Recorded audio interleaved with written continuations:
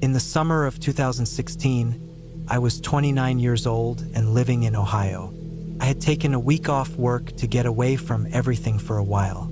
My job at the time was working as a logistics coordinator at a warehouse distribution center just outside of Dayton, and to be honest, the stress had been building up for months. I was the kind of person who usually kept to myself, and after years of back-to-back 10-hour shifts and rotating weekends, I realized I needed to slow down before something gave out. I wasn't really one for big vacations or flying places. What I liked was nature, space, and quiet. I decided to spend the week camping solo. I'd done it a few times before, mostly in local forests or state parks. That time, I wanted something a bit more off the grid. A friend of mine from high school, who I hadn't talked to in years but was still friends with on social media, had once posted photos of a little-known quarry turn lake somewhere in Ross County. It looked remote and untouched, with trees hugging the jagged stone walls and clear greenish water in the middle. I messaged him months before asking where it was, and he told me it was off an old service road south of Chillicothe. It was apparently used by a mining company back in the 80s but had been abandoned for decades. No official trails, no signs, no real paths, just locals who knew about it. That sounded perfect. I packed up my gear in my old Ford Escape: tent, sleeping bag, cooler with ice packs, water jugs, propane burner, basic food, a knife, bear spray, and a cheap .22 pistol my uncle had given me a few years earlier. I'd only fired it a handful of times. Ohio isn't known for bear activity, but you never know with coyotes or people out in the woods. I also brought my small folding camp shovel, a first aid kit, and one of those rechargeable lanterns that can run all night. My phone was fully charged, and I had 2 portable battery packs. I didn't expect service out there anyway. The morning I left, the weather was warm, dry, and sunny. I hit the highway around 10 a.m., stopped for some extra firewood in Chillicothe, and then drove another hour into a maze of back roads that twisted through thick hills and farmland. My GPS dropped out not long after turning off the paved roads, but I had printed directions from Google Maps the night before. After a few wrong turns and doubling back once or twice, I finally found the narrow dirt road the guy had mentioned. It looked more like a dry creek bed than a road, rutted with tire tracks and barely wide enough for my SUV. I drove slowly, bumping over rocks and past trees that leaned into the path like they hadn't seen a car in years. After about 15 minutes, the road opened up a bit, and the tree line broke just enough to reveal the top edge of the quarry.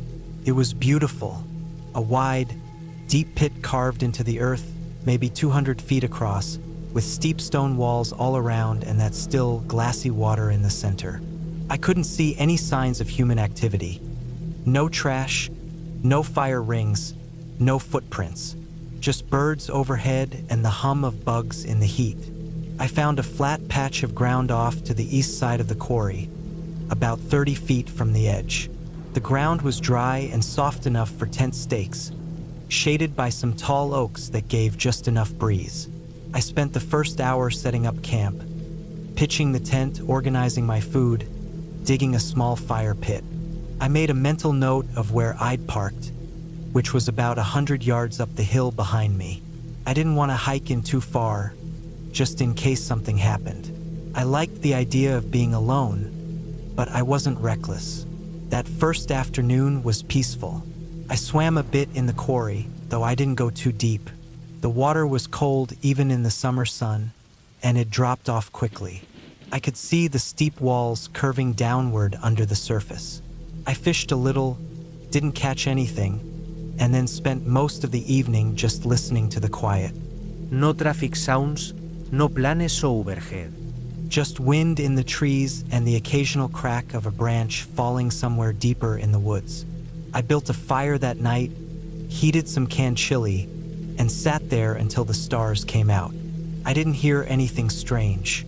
No animals circling the tent, no distant howls, nothing. I fell asleep to the sound of frogs and crickets. The second day was when things started to feel off. I woke up just after sunrise, stretched, and walked down to the quarry with my camp mug to rinse it out. That's when I noticed the footprints. Not mine.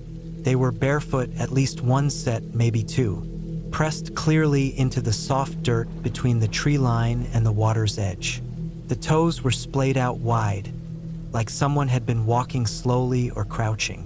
At first I thought they might have been old, maybe from before I arrived, but I realized they were on top of some broken twigs I had snapped off the day before while gathering kindling.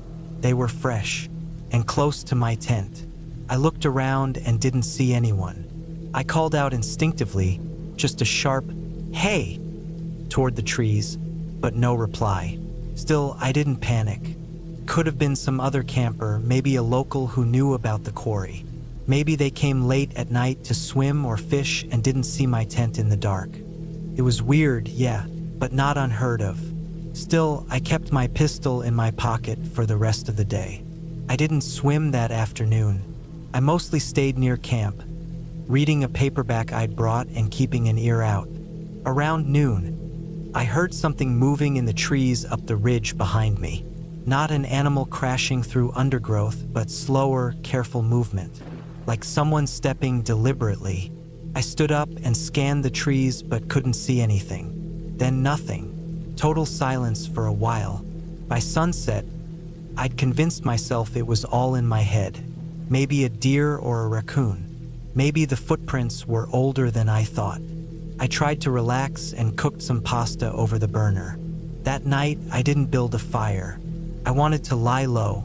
I zipped the tent tight, slid the pistol under my sleeping bag, and left the lantern on the lowest setting. I woke up around 3 a.m. to the sound of twigs snapping. Close. I froze. I didn't sit up, didn't unzip the tent. I just lay there holding my breath. Something was moving outside. Not far. I could hear footsteps. They weren't heavy, not stomping or running, but slow, cautious. They circled the tent once, then again, then silence. I waited there, sweating under my bag, hand clenched around the pistol grip. I didn't hear anything else until the birds started chirping at dawn. When I finally stepped out of the tent that morning, I found more barefoot prints. They circled my tent several times. Some of them looked like they had toe drag, like whoever made them was crouching or crawling. I found a smudge of dirt on the tent wall near the zipper. A palm print. I didn't wait around. I packed up camp in under 15 minutes, barely stopping to make sure everything was in the car. I didn't even eat breakfast. I just threw it all in the trunk and drove back down the dirt road, bouncing hard over every rut, checking the rearview mirror every few seconds. My heart didn't stop racing until I was halfway back to Chillicothe. I reported it to the county sheriff's office when I got back to town, just in case. They didn't seem too concerned. Said it was probably a squatter or some local messing around. Maybe, maybe not. I'll never know who was out there, watching me, walking barefoot around my tent in the middle of the night. But I know this, if I'd stayed another night, I think something bad would have happened. I've gone camping since then, but only in campgrounds. I don't go off-grid anymore. Not alone. Not after that.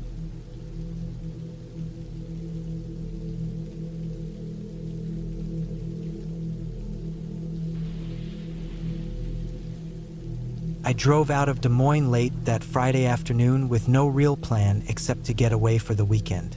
I'd packed light, just my old tent, a thick sleeping bag, my small stove, a lantern, a cooler with a few frozen meals and water bottles, and the essentials like a first aid kit, compass, and my old hunting knife. I wasn't planning on hiking far. Just wanted to spend a quiet night out in nature, clear my head. I'd had a stressful week, work deadlines piling up, calls from the bank about some payment screw-up, and the usual city noise getting on my nerves. I figured a night out in the middle of nowhere would help reset me. I picked a spot near Brush Creek, about 2 hours southeast of the city.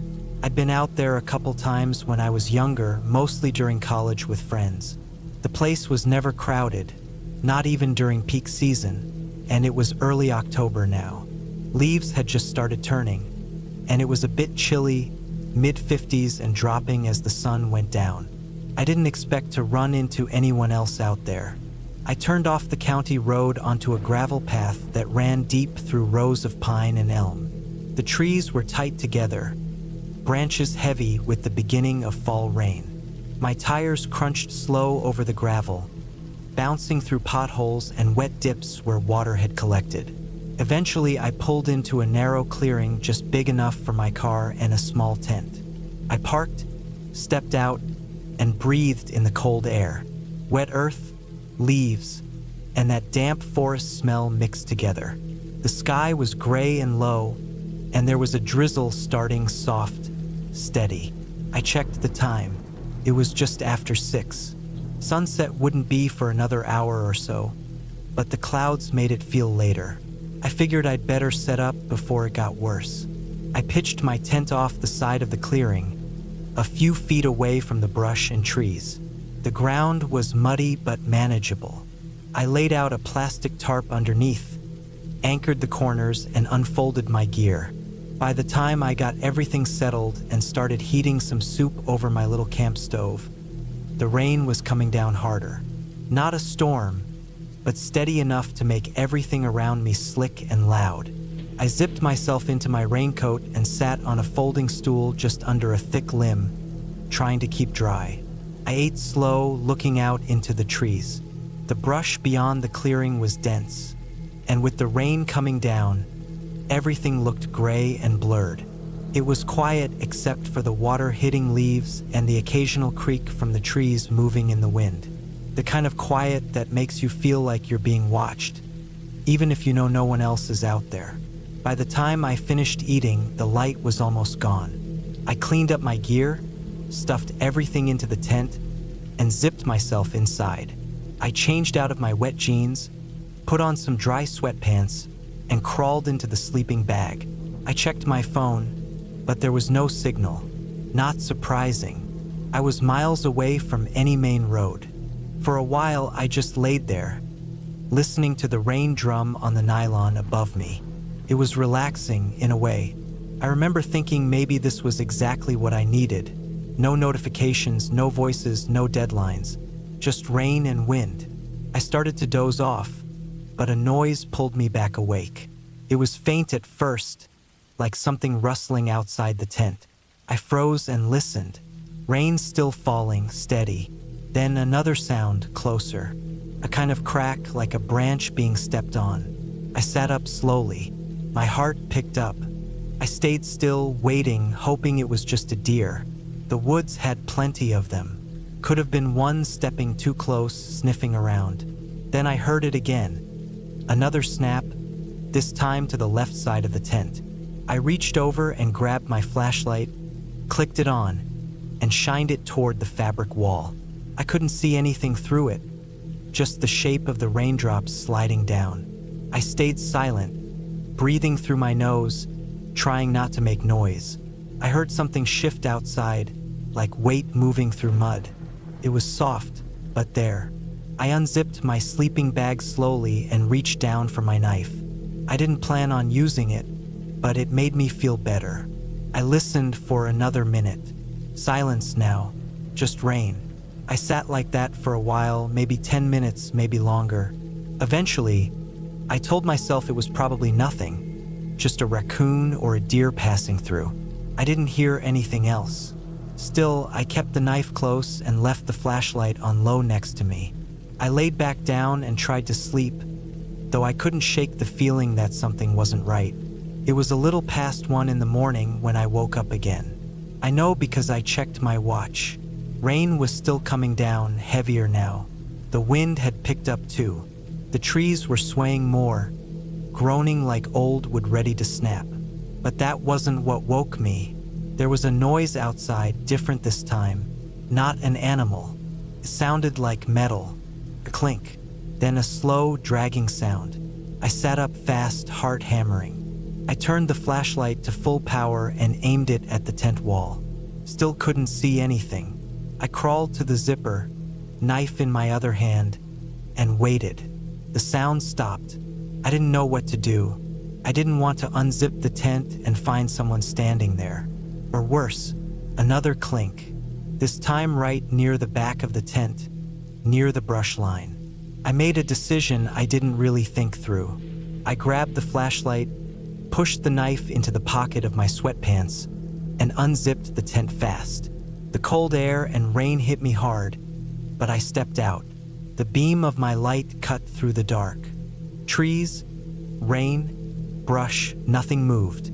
I turned in a slow circle, breathing hard, listening. My boots sank into the mud. I walked toward the noise, where I'd heard the dragging sound. I found nothing. No footprints, not in the mud anyway. No broken branches.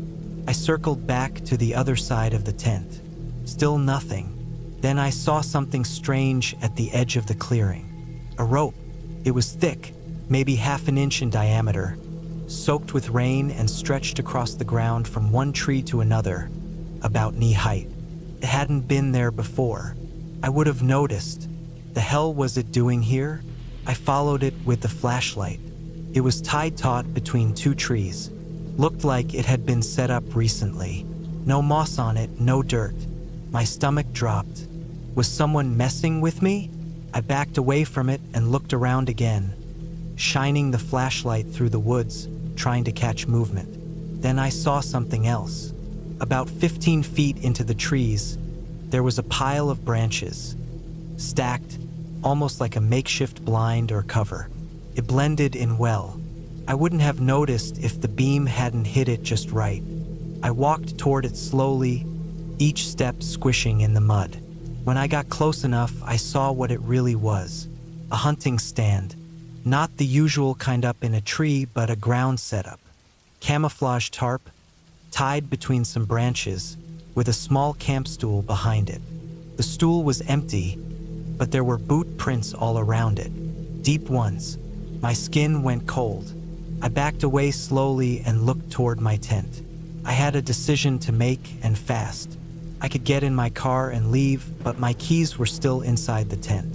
I cursed myself under my breath, then ran. I didn't care about noise anymore. I reached the tent, ducked inside, grabbed my bag and keys, and bolted to the car. When I turned the key in the ignition, the engine struggled. Once, twice, caught on the third try. I slammed it into reverse, turned hard, and bounced out of the clearing. My headlights flashed through the trees, catching the rope again before I turned. That wasn't just a trap. Someone was watching me. I didn't stop until I hit the main road. I drove all the way back to Des Moines, straight through the night, wet and shaking, headlights sweeping across endless blacktop and rain. I didn't call the cops. What would I say? Someone strung a rope across my camp? Sat in the woods watching me? It was probably nothing, but I didn't believe that. The next day, I went over my gear. I noticed something I hadn't before. My cooler had been unzipped slightly, and one of the water bottles was missing. It wasn't just animals. Someone had walked right up to my stuff while I was sleeping. I never went back to that area. I threw the tent away. I bought locks for my doors even though I lived on the third floor. Every little sound at night made me sit up in bed, straining to hear. I didn't camp again for a long time. It's been 6 years now. I still think about that night every time it rains. Every time I hear a branch crack in the wind. I think about that rope, that stool, whoever was sitting out there in the dark, waiting. Maybe they were just trying to scare me. Maybe they were planning something worse. I don't know. All I know is I got out of there, and I didn't go back. Not once.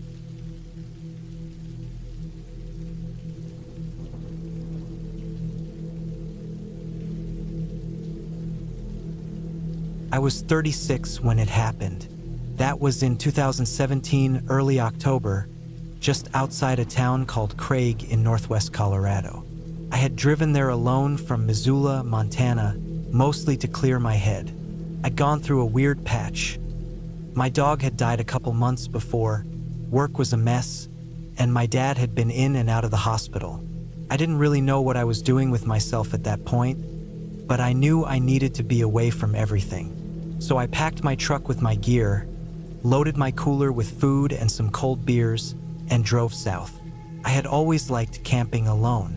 People always talked about how unsafe it was, especially as a guy on his own out in unfamiliar woods, but I liked the silence. There was something about being surrounded by trees, hearing nothing but wind and wildlife, that made me feel like my thoughts could finally slow down. I didn't really plan where I was going. I just looked at a map, found some green space near the Flat Tops Wilderness area, and started driving. I left the main road and followed a winding Forest Service route until I found a little turnout that led to a clearing big enough for my tent and a fire pit. There weren't any marked campsites in that area, and that's how I liked it. No one around for miles, as far as I could tell. I set up camp late in the afternoon. The sun was dropping fast behind the tall pines, so I worked quick, set up my tent, unrolled my sleeping bag, laid out my food bin and water, and collected enough wood to get through the night. I kept things simple, just a small fire, a warm dinner, and a couple beers. It got cold fast once the sun was gone. The wind picked up and hissed through the trees. I could hear the groan of old branches shifting overhead and the far-off yip of coyotes. I was used to that kind of noise. I'd grown up hunting and camping in Montana, so none of it bothered me. In fact, it made me feel like I was in the right place. But I did notice something that night, something I shrugged off at first. Around 1 a.m., I was lying awake in my sleeping bag, not quite asleep, but not fully awake either. I'd been dozing in and out when I thought I heard what sounded like slow footsteps near my tent. Not animals, not the skittering kind of movement that deer or raccoons make. These were slow, steady, almost human sounding. I held my breath and listened. They moved around one side of the tent and then stopped. Just stopped. I waited for what felt like 10 minutes. I didn't move. I didn't unzip the tent. I told myself it was just the wind or maybe a large animal sniffing around. After a while, I didn't hear anything else, so I eventually fell asleep. The next morning, there weren't any tracks that I could see. The ground was mostly dry pine needles, which didn't hold prints well. I figured it was nothing. Maybe I'd been half dreaming and imagined it. So I stayed another night. The second night is when things really started to feel off. I'd spent the whole day hiking about 10 miles from camp, just wandering through the backcountry and taking in the color changes. The aspens were glowing yellow and orange, and there wasn't a single person in sight the whole day. When I got back to camp around sunset, I immediately noticed something strange. My camp chair, which I had left next to the fire pit, was tipped over. Not a big deal by itself, but I had placed a full canteen of water on the seat that morning. The canteen was now on the ground, standing upright like someone had gently set it there. I didn't jump to conclusions. I thought maybe wind knocked it over or maybe it shifted and fell naturally. But something about it felt weird, like it had been done carefully, intentionally. That night, I didn't drink. I kept the fire low and stayed alert. I stayed outside until around midnight, then crawled into my sleeping bag and left my boots by the door. I kept a small hatchet in the tent with me, just in case. Again, I heard footsteps around 1 a.m., same pace, same sound, but this time they came closer. I could hear them circle the tent slowly, once, twice, and then stop right at the back of the tent, opposite where my head was. They stayed there. My heart was beating so loud I could barely hear anything else. I didn't move. I didn't unzip anything. And then, after maybe 5 minutes of total silence, I heard something else. A soft clicking sound, like a rock tapping against another rock, in a rhythm. Not fast, just tap, tap, tap, right outside the tent. Still no footsteps, no voice, just that clicking. Then it stopped, and after a while, the footsteps slowly walked away. I stayed up the rest of the night, barely blinking. At first light, I crawled out of the tent and looked around. Nothing. No prints. No broken branches. The chair was upright again. Everything looked normal, but I could feel something wrong in my chest. a kind of pressure that didn't leave. I had planned to stay 4 days, but I told myself I'd leave after the third. The third day, I didn't hike far. I stuck close to camp. I chopped extra wood and made sure I had everything packed and ready to go in the truck in case I needed to leave in a hurry. I kept checking the edge of the woods, waiting to see someone. A ranger, a hiker, a hunter, anyone. But I never did. I didn't even hear distant engines or voices, just birds and wind. That night, I didn't light a fire. I sat in the dark, back against the truck, wrapped in a blanket. I didn't want to draw attention. I watched the tree line for hours. Around 11 p.m., the forest went quiet. Too quiet. Not a single bird call. No breeze, no bugs. Just total stillness. That's when I saw something. On the far side of the clearing, maybe 30 feet from my tent, something moved between the trees. It was fast, but I saw it shoulder height, low to the ground, too broad to be a deer. And it moved like it was crawling. I could hear the soft crunch of pine needles under slow pressure. Then it stopped, just at the edge of the firelight that wasn't even lit. I didn't breathe. I didn't move. And then it stood up.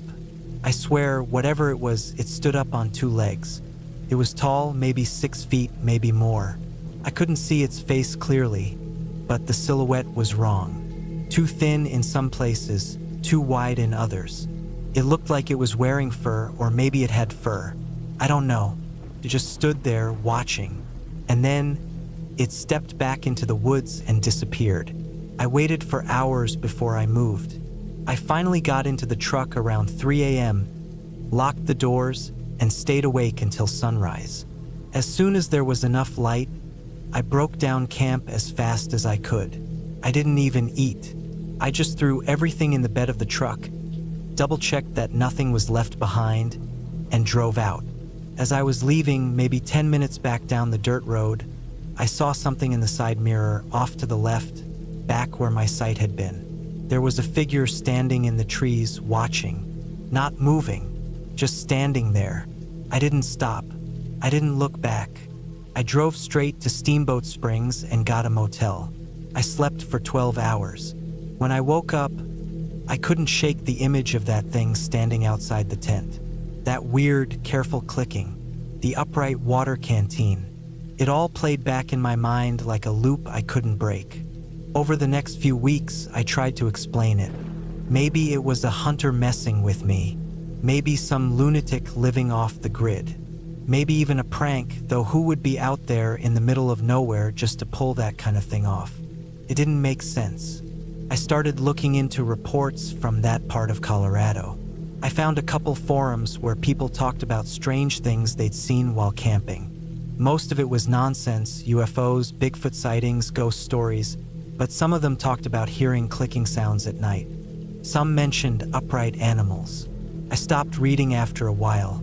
It made me feel worse. Eventually, I went back to work.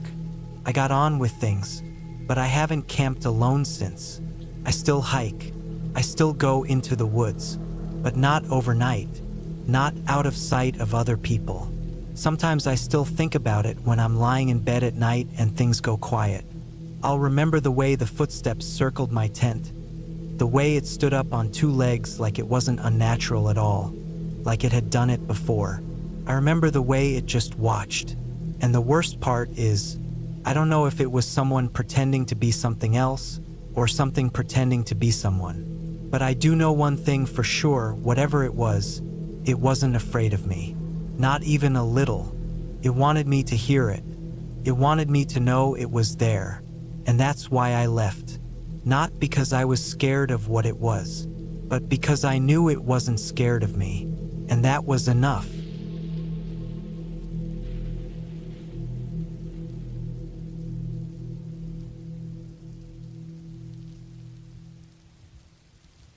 It was late September of 2016 when I decided to go on a solo camping trip in the Auvergne region of central France. I was 34 at the time, living in Lyon, working long hours at a logistics company, and badly needed a break from the routine. I wasn't much of an outdoorsman, but I had done a few camping trips before, usually with friends. This time I just wanted quiet. I wanted something away from people, phones, noise, and the rest of it. I had a week off and figured I'd spend 3 nights out in nature and come back before the weekend. I picked a forested area near a small town called St. Jean d'Oliers. It wasn't one of the big tourist spots, which is exactly why I chose it. There was a stretch of woods just west of the town with no marked campsites, but I'd read about it on a French backpacking forum. A few people had posted about going there for peace and solitude. The photos looked nice. Dense forest, grassy clearings, small creeks. It seemed perfect. I packed my tent, food, a portable stove, a good flashlight, and a few other essentials into the trunk of my car and left early on a Tuesday morning. The drive took a bit longer than expected. The roads got narrower and twistier the closer I got. Around noon, I stopped at a small market in town for some extra water bottles and firewood, then drove another 20 minutes west until the paved road turned to gravel. I kept going until I couldn't anymore. The path got rough, and I found a small open patch off to the right where I could park my car out of sight. I locked it, slung on my pack, and started walking into the trees. I hiked for about an hour, moving slowly. The trail wasn't official, more like a faint line of flattened grass that others had made over time. I followed it until I found a decent spot. It was flat, surrounded by trees, and not too close to any visible path or water source. I wanted privacy, but I also didn't want to deal with wet shoes or bugs from a nearby stream. By mid-afternoon, I had the tent up and my small campsite arranged. The weather was nice, clear skies, no wind. I sat on a tree stump, drank some water, and just breathed in the silence. It was the kind of silence that you forget exists when you live in a city. No cars, no people, just the occasional chirp of a bird or the sound of leaves rustling. I spent the rest of the day walking around nearby, not venturing too far, just getting familiar with the area. I ate a cold meal around 6, read a bit, and went to bed when it got dark. The first night was uneventful, though I did wake up a few times. I wasn't scared, just restless. The forest made strange noises, cracking branches, wind shifting through trees. Normal stuff, but when you're alone, every sound feels louder. Still, I drifted in and out of sleep and woke up with the sun filtering through the tent fabric. I made coffee, ate a protein bar, and planned to hike a little further into the woods that day, leaving my tent behind so I wouldn't have to carry everything. Around 10 in the morning, I packed a day bag with snacks, water, and my map. I followed a narrow deer trail that veered northwest, away from where I came in. I didn't see anyone, not even footprints. The place felt untouched.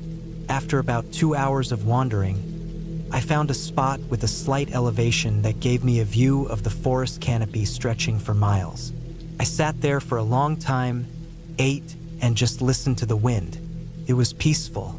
That's what I kept telling myself. Peaceful. When I got back to my campsite in the late afternoon, nothing looked disturbed. My tent was untouched, everything where I'd left it. I started boiling water for dinner when I noticed something a bit odd. A few pine cones had been arranged near the base of a tree, 4 or 5 of them placed in a circle. Could have been animals, sure, but it looked a little too neat. I told myself it was nothing, maybe even something I'd done the day before and forgotten. I moved them aside, sat down to eat, and shook it off. That night was different. I fell asleep just after dark. I woke up sometime later, hours later, I think. There was no sound. That silence I'd liked before now felt heavy. I opened my eyes and lay there, trying to figure out what had woken me up. Then I heard something. Footsteps. Slow, soft, but definite. Human. They were maybe 30 feet away, moving through the underbrush. I froze. My heart started pounding. I turned off my small lamp and sat in the dark. The steps continued, slowly circling my camp. I couldn't see anything through the thin tent walls, but I could feel someone out there. The steps paused, then started again, this time further away, fading into the woods. I sat perfectly still for a long time. I didn't breathe much. I didn't move. Eventually, I heard nothing but the wind again. I didn't sleep for the rest of the night. At sunrise, I got out of the tent. Everything looked normal. Nothing taken, nothing touched.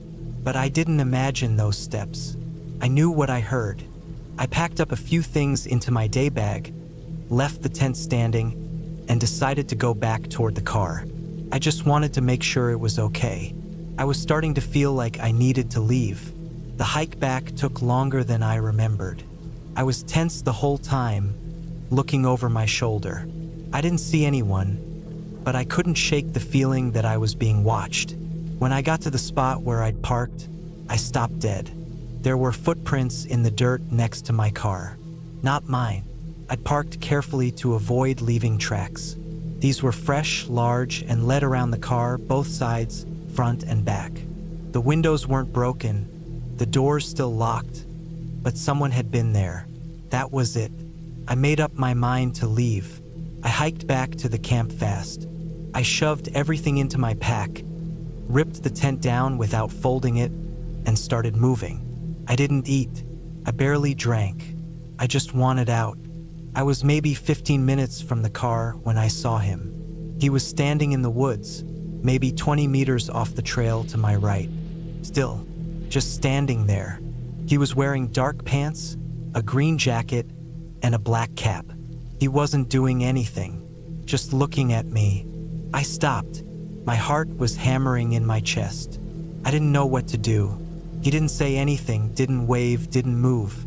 I took a step backward. Still nothing. I turned and started walking faster, not running, just fast enough to create space. I didn't look back again until I reached the car. He wasn't behind me. I threw my gear into the trunk, jumped in, locked the doors, and started the engine. I didn't wait to catch my breath. I backed up, turned around, and sped down the gravel road until I hit pavement. I drove all the way to Clermont-Ferrand and checked into a cheap hotel. I kept the TV on all night, not because I was watching it, but because I needed noise. I didn't sleep much again, but I felt safer than I did in the woods. The next morning, I reported what happened to a small local station before heading back to Lyon. I didn't have much to give them. No license plate, no photos, nothing stolen. They took down my statement, but I don't think they were all that interested. The officer said people wander through those woods sometimes, especially hunters, and it was probably nothing. But I know what I saw. I know what I heard, and I've never been camping alone again. I kept thinking about that man, the way he just stood there, the footprints around my car, the slow footsteps in the night. All of it added up to something off, something not right. He didn't try to hurt me, not directly, but it felt like he was playing some kind of game, watching, waiting. I'll never know what he wanted. Maybe he was just a local who didn't like strangers. Maybe he was more than that. I've read about people disappearing in the woods. I think about that sometimes, how easy it would have been for someone to disappear out there. No cameras. No cell service. No one nearby. I was lucky. I left before anything worse happened. That's the only good part of the story.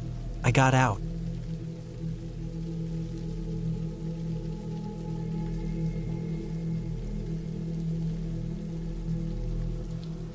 I was 26 the summer I decided to camp alone in a remote part of southern Iowa.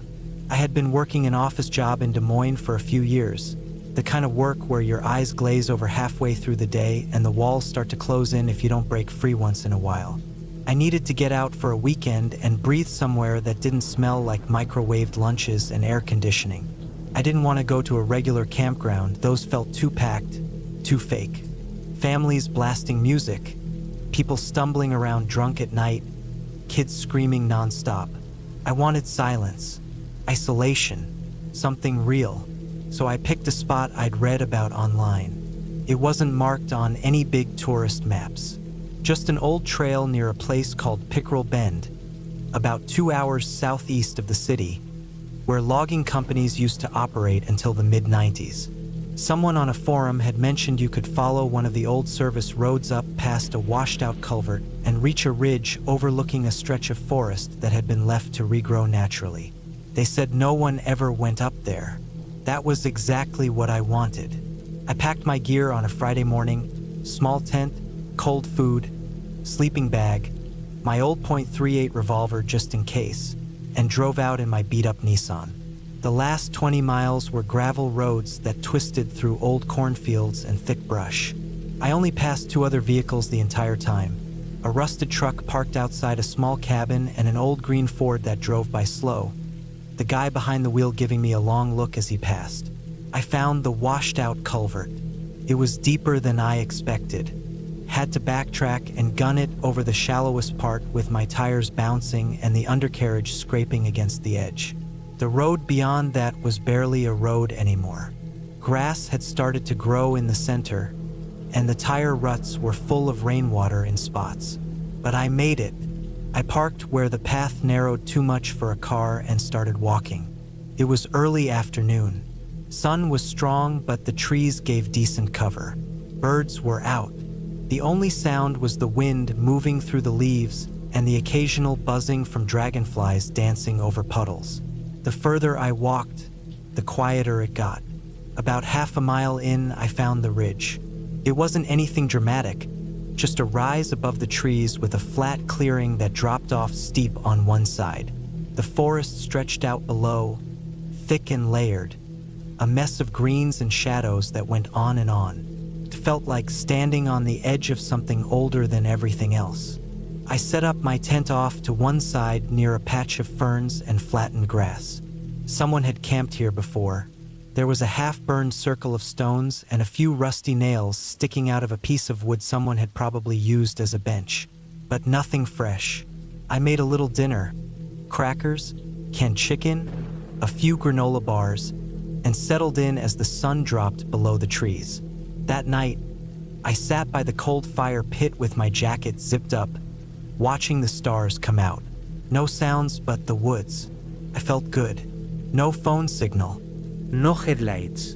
No people. Just me and the dark. I slept easy. The next morning, things felt off, but not in a dramatic way. Just off. It started when I noticed my boots had been moved. I always lined them up outside the tent flap. I'd done that since I was a kid, but when I unzipped the tent to get out, one of them was a few feet away near the log I'd used as a seat, and the other was sitting upright facing toward the ridge, like someone had picked it up and set it down again. I didn't panic. I figured maybe I kicked one in my sleep and didn't realize it, or maybe a raccoon or something dragged it, though there weren't any bite marks or scuffs. I checked around the tent. No tracks. The ground was damp in spots, but nothing showed up. I chalked it up to me being too much in my own head. Still, I loaded the revolver and slipped it into my day pack. I spent the day walking the old trails. Some of them were almost gone, swallowed by weeds and branches. I saw deer at one point, a group of them frozen still and watching me as I passed. I marked a few trees with strips of red tape to find my way back. I hiked maybe 5 miles in a big loop and returned by mid-afternoon. That's when I saw the new mark on one of the trees near my tent. It was small, just 3 shallow horizontal lines cut into the bark, about chest height. Fresh. The wood underneath was still wet. I didn't do that, and it hadn't been there that morning. I stood staring at it for a while, listening. The wind had died down. No birds. Just that thick silence again, like the woods were holding their breath. I didn't want to jump to conclusions. People pass through the woods all the time. Hunters, hikers, whoever. But I hadn't seen a single person, not one, since I left the car. And this spot wasn't easy to reach. The idea that someone had come through here while I was gone, close enough to mark a tree a few feet from my tent, made my stomach turn a little. Still, I stayed. I convinced myself it didn't mean anything. Could have been old. Could have been animals. My mind was just making it a bigger deal than it was. That night, I didn't sleep well. Something woke me up around 2 a.m. A sharp rustling outside the tent, maybe 10 feet away. Not wind, not small. Something stepping on dry leaves. I froze, sat there in my sleeping bag, eyes wide, listening. There was a sniffing sound, not close but not far. Then silence. I sat there, hand gripping the revolver under the sleeping bag, for at least an hour before I finally nodded off again. The next morning, I found a second mark. Same kind as the first. 3 slashes in the bark. But this one was lower, almost at knee level, and closer to where I'd parked my car. I packed up fast, threw everything into my bag, collapsed the tent without folding it, and started walking back to the car. I didn't even eat breakfast. The whole way down, I felt like I was being watched. It wasn't a dramatic feeling, just that quiet weight pressing in from the trees.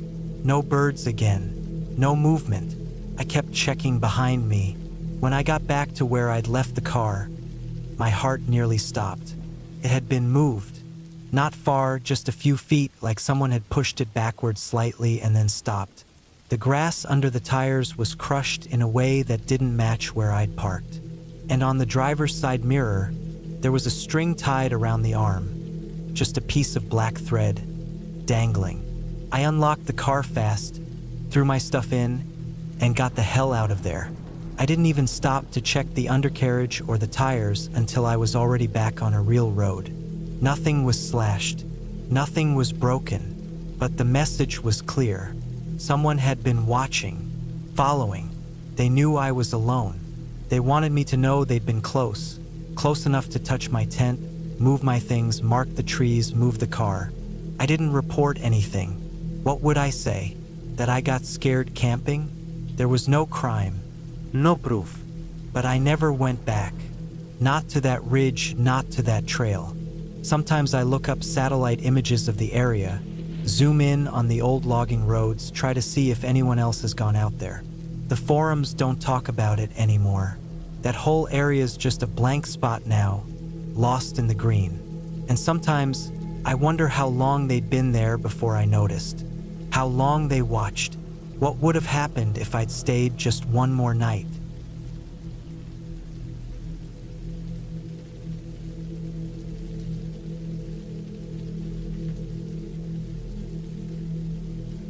My grandfather passed away in April 2018. I was 25 then, living in northern Oregon, just outside a small town called Estacada. He wasn't just my grandfather. He had raised me for most of my life.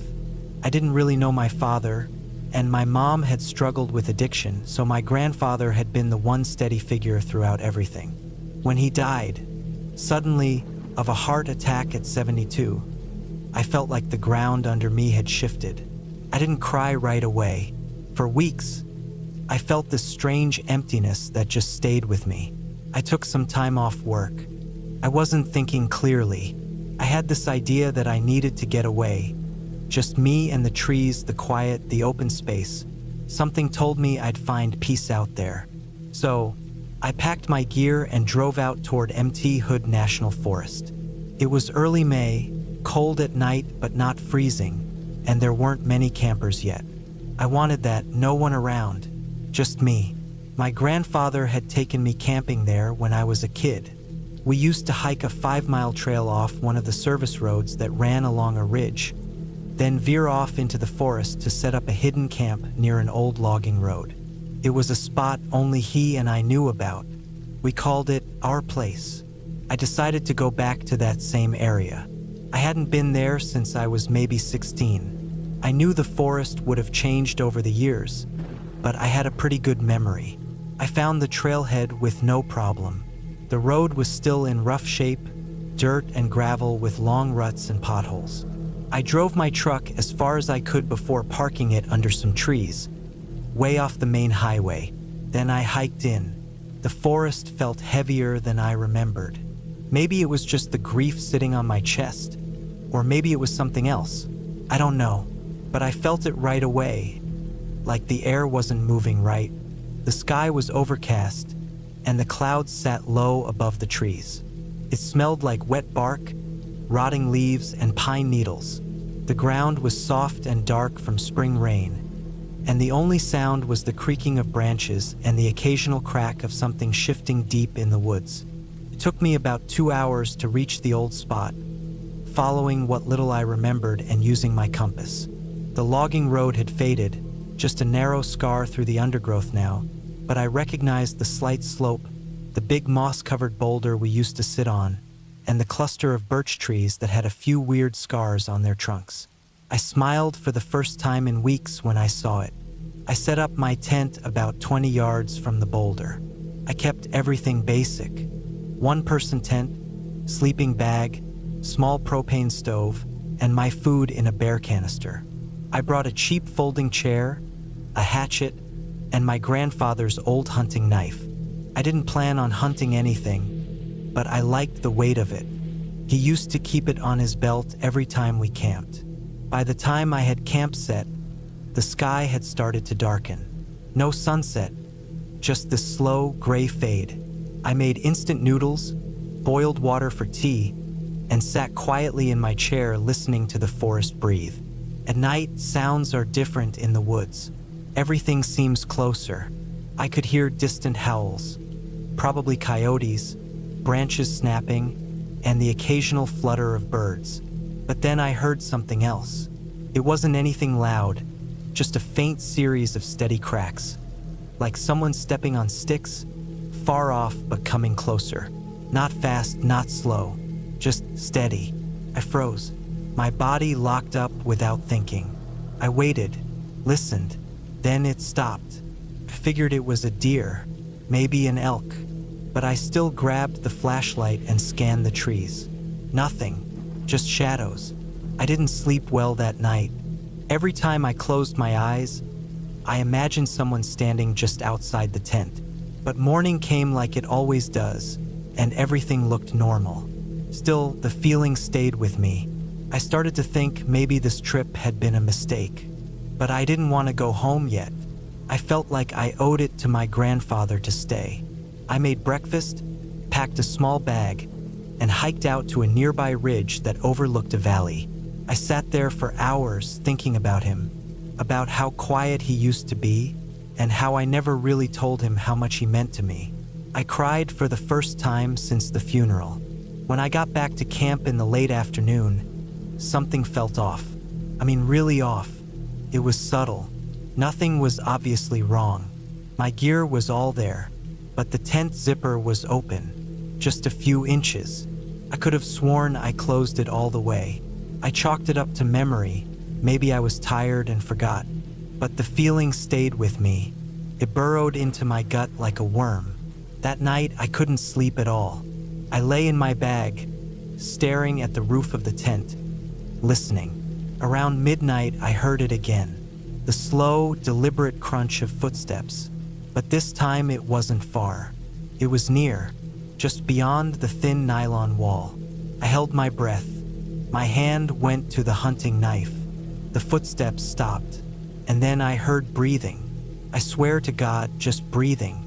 Not an animal, not sniffing, just the slow inhale and exhale of someone standing still. I wanted to unzip the tent and jump out, scream, run, do something, but I couldn't move. I just lay there, heart hammering in my ears, knife gripped so tight my hand hurt.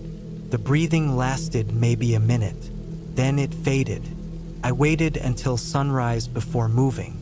When I finally got the courage to look outside, there was nothing. No tracks, no damage, but I packed up. I told myself I was done. I'd hike back to the truck and drive home. Maybe I needed to talk to someone. Maybe I was losing it. The hike back felt longer than I remembered. The trail felt different, overgrown in places where it had been clear just a day before. I moved fast, not taking breaks, not looking back, just focused on the next step. When I reached the road and saw my truck, relief hit me like a wave. But the feeling didn't last. My truck door was open, not just unlocked, open. I stopped cold. My legs wouldn't move for a second. I scanned the tree line. Nothing moved. I finally walked to the truck, keeping low, my knife ready. The cab was empty. No signs of damage. Nothing stolen. But someone had definitely been inside. I climbed in, locked the doors, and started the engine. The second it turned over, I hit the gas and drove. I didn't care about the ruts or the branches scraping the sides. I just needed to leave. When I got back to the main highway, I kept driving. Didn't stop for food, gas, anything. Just went straight home. For days after, I didn't sleep right. I kept thinking about that night, about the breathing, about whoever was in my camp. There was no reason for anyone to be out there. No trail nearby. No other vehicles on that road. Just me. I never told anyone. What could I say? That I heard breathing in the woods? That someone opened my tent? That they stood over me at night watching, doing nothing? A few months later, I read a story in the local paper. A hunter found a small camp deep in Mt. Hood Forest. Not a normal one. It was hidden. They found bones, animals stripped clean, and what looked like a human tooth. No one claimed it. They thought it might have been some hermit living out there, maybe someone dangerous. The area wasn't far from where I'd camped. I haven't been back since, and I never will. That trip didn't give me peace. It didn't bring me closer to my grandfather, but maybe, in a way, it gave me something else. A reminder of how small we are out there, how nature doesn't care about your grief. How some people, the kind who live in shadows, aren't ghosts or monsters. They're real, breathing, waiting. I still have his knife. It's on a shelf above my bed. I haven't touched it since that day. But sometimes, late at night, when the wind moves just right, I swear I hear the woods again. And I wonder if someone's still out there, waiting.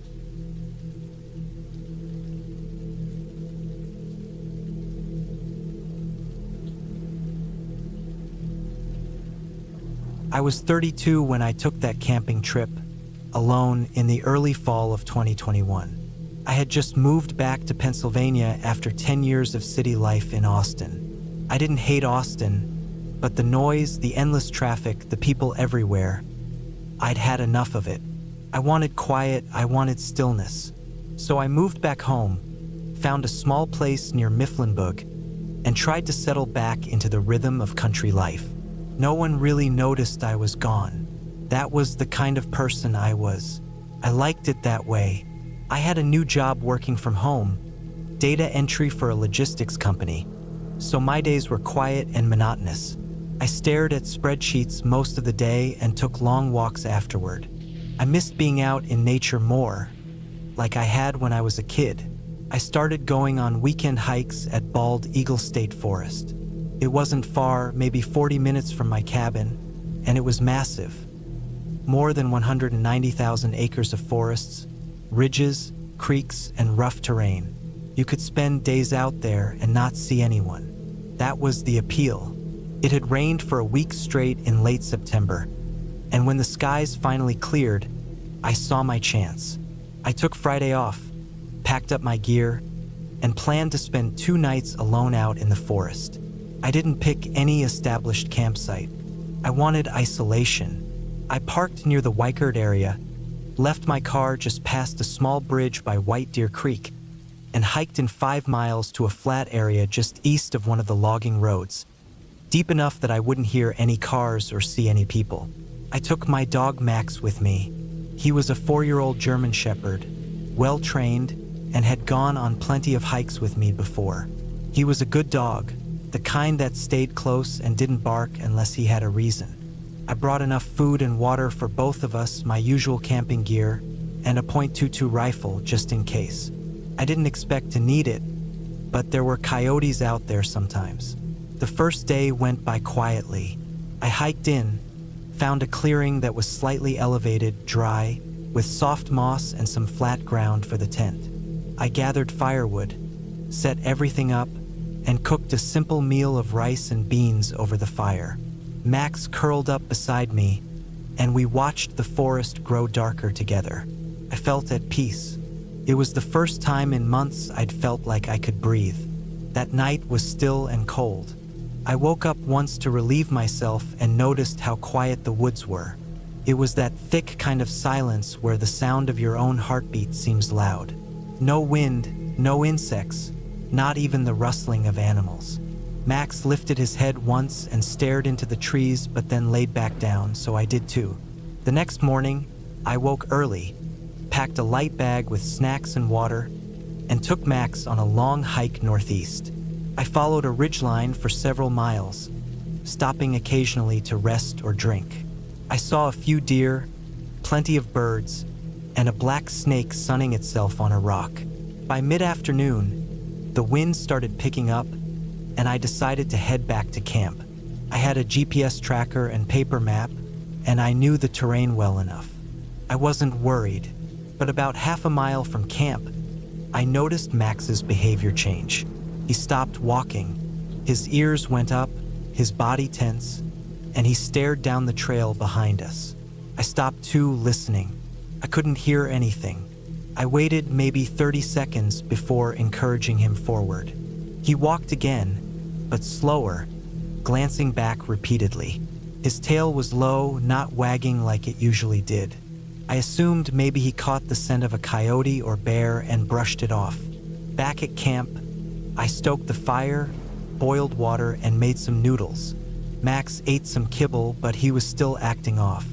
He stayed alert, eyes scanning the trees, his body on edge. I tried to calm him down, brushing his fur, but he wouldn't relax. When it got dark, he sat outside the tent, refusing to come in.